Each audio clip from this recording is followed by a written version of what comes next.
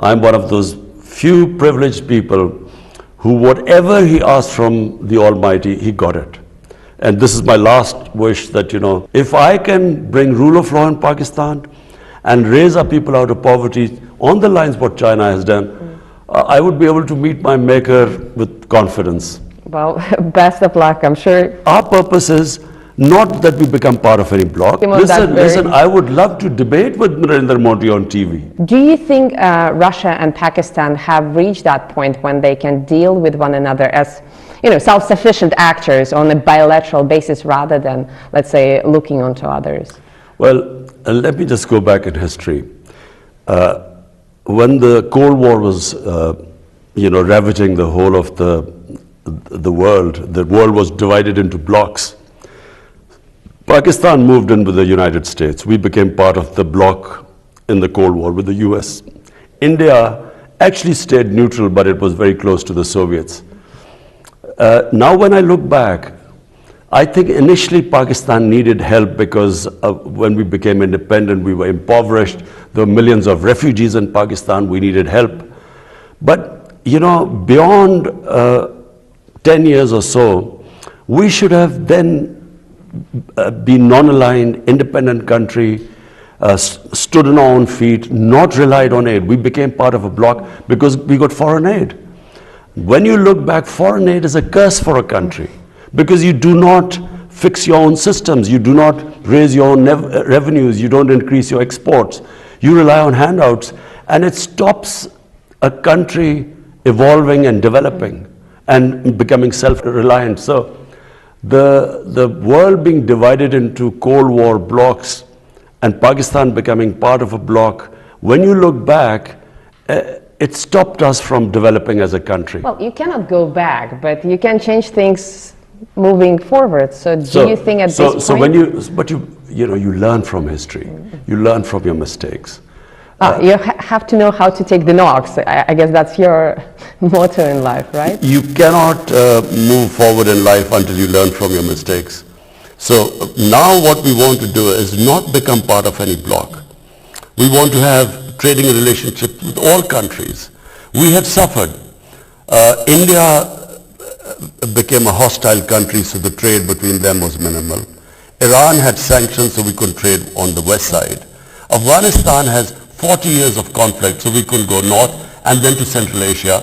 And we couldn't go to Central Asia because we became part of the US bloc and Central Asia was part of the Soviet bloc. So what we want now is trade with everyone.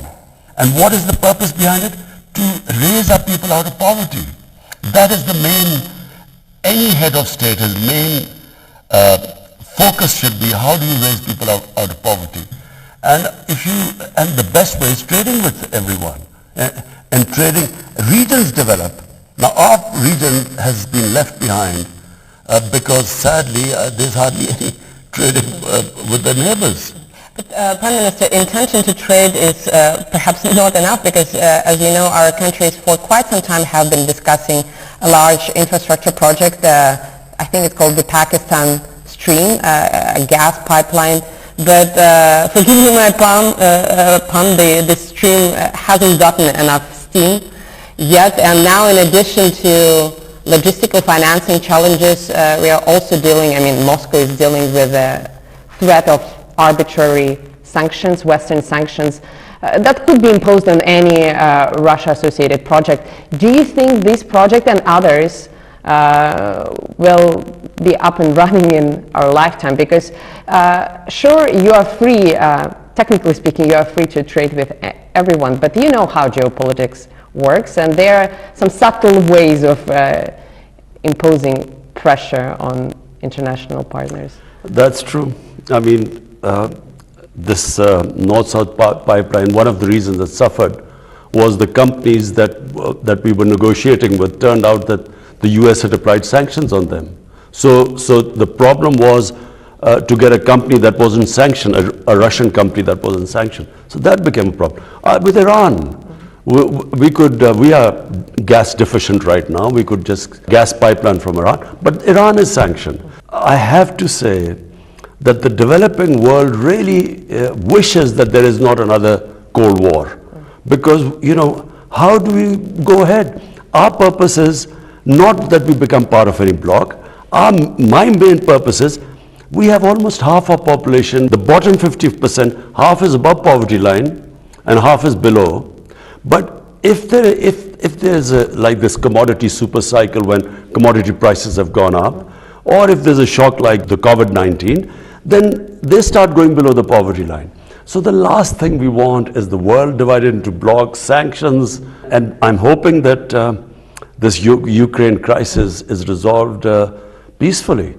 But do you think this pipeline will be up and running while well, you're still in office? we have been working on it with the Russian counterparts, and I think we have got very close now to signing the agreement. Good luck with that. You mentioned the Ukrainian crisis, and if we read reports in Western media, there's an imminent war between Russia and Ukraine on the cards, and clearly Western countries take a very oppositional, I would even say inimical view to Russia.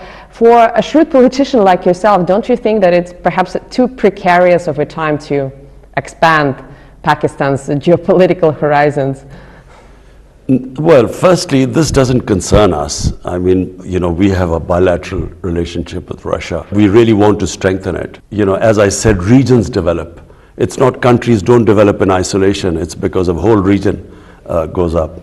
Like we saw the European Union. I mean, I was in university in England when the European Union came into being, and then the whole area standard of living went up.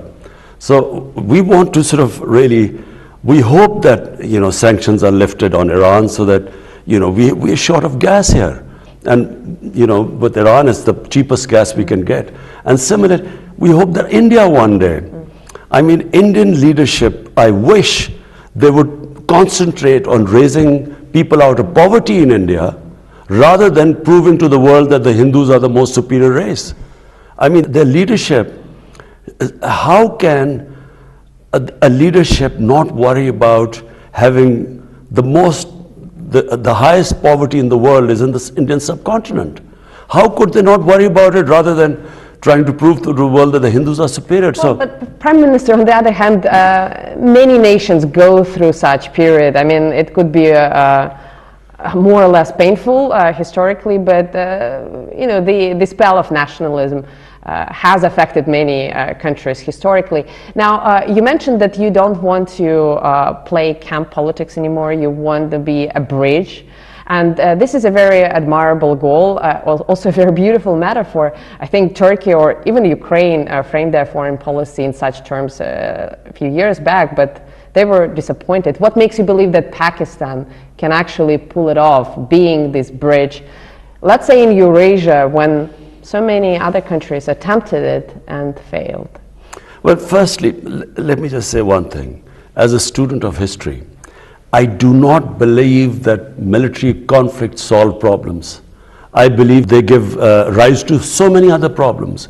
You go in to solve one problem. Supposedly the US went into Iraq to fight Al-Qaeda, but in the end ISIS came into being. If you look back, I mean, look at the conflict since 9/11. I mean, if a third party dispassionately did a proper analysis of so many people killed, what was achieved at the end? What happened in Afghanistan? 20 years of, God knows, hundreds and thousands of people dying. What was the achievement? So therefore, I'm not a believer in military conflicts. I believe the civilized societies resolve the difference through dialogue. And the countries that rely on military conflict have not studied history properly. Well, they have not studied history properly, and they haven't faced any accountability, because in this day and age, power still, decides what has to be done. Do you believe, on a personal or let's say on a political level, in some sense of accountability, maybe historical accountability, do you think things will change in the world so that all the great aspirations that you have could be realized without us getting very cynical? Because I hear what you're saying on an emotional level, but I have covered so many wars and I have seen so many people killed absolutely for nothing that I simply don't believe that Western leaders care about things like human lives or even development in the developing countries. I'm sorry for saying that. It's true. Most leaders, their main concern is to stay in power. So if to stay in power, you know, there's what they call as a good war, they won't mind loss of few human lives as long as collateral damage. It's not people. It's collateral exactly. damage. I mean, you know, as someone who looks upon the world from a spiritual point of view, I think it is insane to have a conflict with the idea of people dying and thinking that you will get more popular because of that. I think throughout history, you know, human beings have done this. Supposedly great leaders came in and caused death and destruction. So I believe, for instance, take this Ukraine conflict. I mean, for the life of mine, I cannot really believe that there is any chance, there's any possibility of a conflict, because the consequences, forget about what will happen to the combatants. For the developing world, already the price of oil has gone up because of the prospect of a conflict. Ukraine supplies wheat to the world, and for that matter, Russia. Now imagine what will happen. Already the world is suffering from the after effects of the COVID-19. Imagine if there's a conflict. What will happen to the poor countries? Already the poor countries are suffering. They are already in debt because they had to incur debt because of the consequences of the COVID-19 fallout. So I cannot in my mind understand how can they even have got this close to a conflict? I can't understand this.